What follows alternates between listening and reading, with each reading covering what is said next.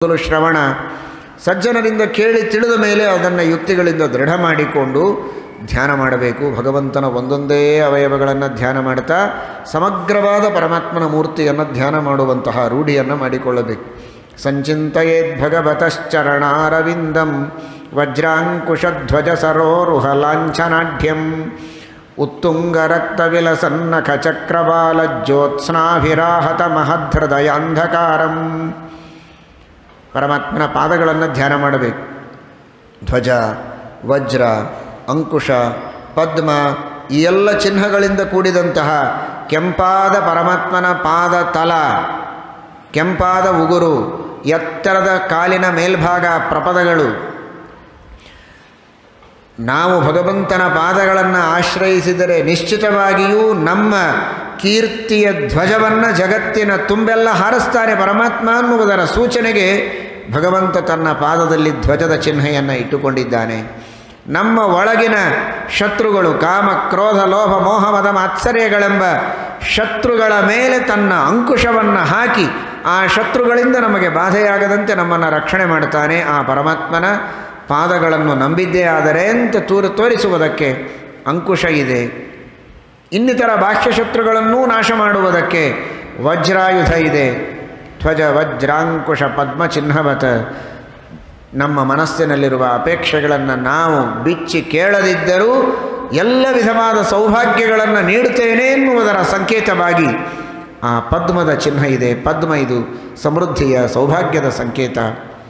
ಈ ಎಲ್ಲ ಚಿಹ್ನಗಳಿಂದ ಕೂಡಿದಂತಹ ಆ ಪರಮಾತ್ಮನ ಪಾದಗಳು. ಇದೇ ಪರಮಾತ್ಮನ ಪಾದದ ಹೆಬ್ಬೆರಳಿನ ಉಗುರು ತಾಕಿದ್ದಕ್ಕೆ ಬ್ರಹ್ಮಾಂಡದ ಹೊರಗಿನ 100 ಕೋಟಿ ಯೋಜನದ ಸಾಲಿಡ್ಡಾದ ಗಟ್ಟಿಯಾದ ಬ್ರಹ್ಮಾಂಡದ ಹೊರಗಿನ ಖರ್ಪರ ಆವರಣ ಒಡೆದು ಅದರ ಹೊರಗೆ ಇರುವಂತಹ 1,000 ಕೋಟಿ ಯೋಜನ ವಿಸ್ತೀರ್ಣವಾದ ಜಲಾವರಣದಿಂದ ಜಲ ಹರಿದು ಒಳಗೆ ಬಂದು ಅದೇ ಗಂಗೆಯಾಗಿ ಇವತ್ತಿಗೂ ನಿಮ್ಮೆಲ್ಲರಿಗೆ ವಿಷ್ಣು ಪಾದೋದಕವಾಗಿ ಲಭಿಸಿದೆ. ಅದನ್ನು ಸ್ಮರಿಸಬೇಕು. ಯಚ್ಚೌಚ ನಿಸೃತ ಸರಿತ್ಪ್ರಬರೋದಕೇನ ತೀರ್ಥೇನ ಮೂರ್ಧ್ನ್ಯಧಿಧೃತೇನ ಶಿವಶಿವೋಭೂತ್ ಧ್ಯಾತುರ್ಮನಃಶಮಲ ಶೈಲ ನಿಸೃಷ್ಟ ವಜ್ರಂ ಧ್ಯಾಯೇಚ್ಚಿರಂ ಭಗವತಶ್ಚರಣಾರವಿಂದಂ. ಅಲ್ಪ ಸ್ವಲ್ಪ ಸಮಯದಲ್ಲಿ ಚಿಂತನೆ ಮಾಡಿದರೆ ಸಾಲದು. ಧ್ಯಾಯೇಚ್ಚಿರಂ ಭಗವತಶ್ಚರಣಾರವಿಂದಂ. ಸಾಕಷ್ಟು ಹೊತ್ತು ಆ ಭಗವಂತನ ಪಾದಗಳ ಧ್ಯಾನವನ್ನು ಮಾಡಬೇಕಂತೆ. ಇದೇ ಪಾದದಿಂದ ಹರಿದು ಬಂದ ಗಂಗೆ. ಬ್ರಹ್ಮದೇವರು ಕಮಂಡಲುವಿನಲ್ಲಿ ತುಂಬಿಕೊಂಡು ಪರಮಾತ್ಮನ ಪಾದವನ್ನು ತೊಳೆದರು. ದೇವರೇ ಕೊಟ್ಟ ನೀರಿನಿಂದ ದೇವರ ಪಾದವನ್ನು ತೊಳೆದ ಬ್ರಹ್ಮದೇವರು ಜಗತ್ತಿನಲ್ಲಿ ಯಾವ ಭಕ್ತರು ಪೂಜೆ ಮಾಡಿದರೂ ದೇವರೇ ಕೊಟ್ಟ ಸಾಧನಗಳಿಂದ ದೇವರ ಪೂಜೆಯನ್ನು ಮಾಡಬೇಕು. ಸ್ವಂತದ್ದು ಏನೂ ಇಲ್ಲ, ನನಗೇ ಇಲ್ಲ ಅಂದರೆ ನಿಮಗೆಲ್ಲಿಂದ ಅಂತಾರೆ ಬ್ರಹ್ಮದೇವರು. ಅದೇ ಪಾದೋದಕವನ್ನು ಶಿರಸಾಧಾರಣ ಮಾಡಿದರು ರುದ್ರದೇವರು. ಆ ಗಂಗೆ ಭಗೀರಥನ ಪ್ರಯತ್ನದಿಂದ ಧರೆಗಿಳಿದು ಬಂದು ನಿಮ್ಮೆಲ್ಲರ ಪಾಪಗಳನ್ನು ಕಳೆಯುವುದಕ್ಕೆ ಇವತ್ತಿಗೂ ಸಿದ್ಧಳಾಗಿ ನಿಂತಿದ್ದಾಳೆ.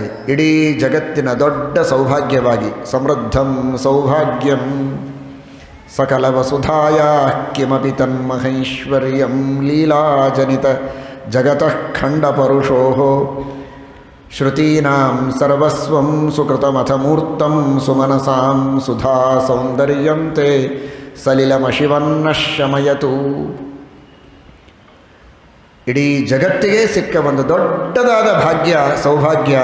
ನೇರವಾಗಿ ವಿಷ್ಣುಪಾದದಿಂದ ಹರಿದು ಬಂದಂತಹ ಗಂಗೆ, ಸ್ಮರಿಸಿದರೆ ಪಾಪಗಳನ್ನು ಕಳೆಯುವ ಗಂಗೆ, ನಾಮೋಚ್ಚಾರಣೆ ಮಾಡಿದರೆ ಪಾಪಗಳನ್ನು ಕಳೆಯುವ ಗಂಗೆ, ಮುಟ್ಟಿದರೆ, ಪ್ರೋಕ್ಷಣೆ ಮಾಡಿಕೊಂಡ್ರೆ, ಸ್ನಾನ ಮಾಡಿದರೆ, ಪಾನ ಮಾಡಿದರೆ ನಮ್ಮ ಪಾಪಗಳನ್ನು ಪರಿಹಾರ ಮಾಡುವಂತಹ ಮಹಾತಾಯಿಯನ್ನು ಜಗತ್ತಿಗೆ ನೀಡಿದ್ದು ಇದೇ ಭಗವಂತನ ಪಾದದ ಉಗುರು. ಅಹಲ್ಯೆಯನ್ನು ಉದ್ಧಾರ ಮಾಡಿದ್ದು ಇದೇ ಪಾದ.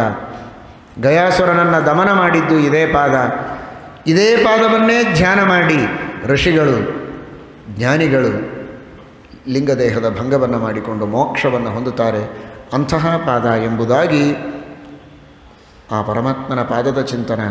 ಇದರಂತೆ ಒಂದೊಂದೇ ಅವನ ಅವಯವಗಳ ಚಿಂತನೆಯನ್ನು ಮಾಡಬೇಕು ಎಂಬುದಾಗಿ ಕಪಿಲನಾಮಕ ಪರಮಾತ್ಮ ತಿಳಿಸಿಕೊಟ್ಟಿದ್ದಾನೆ.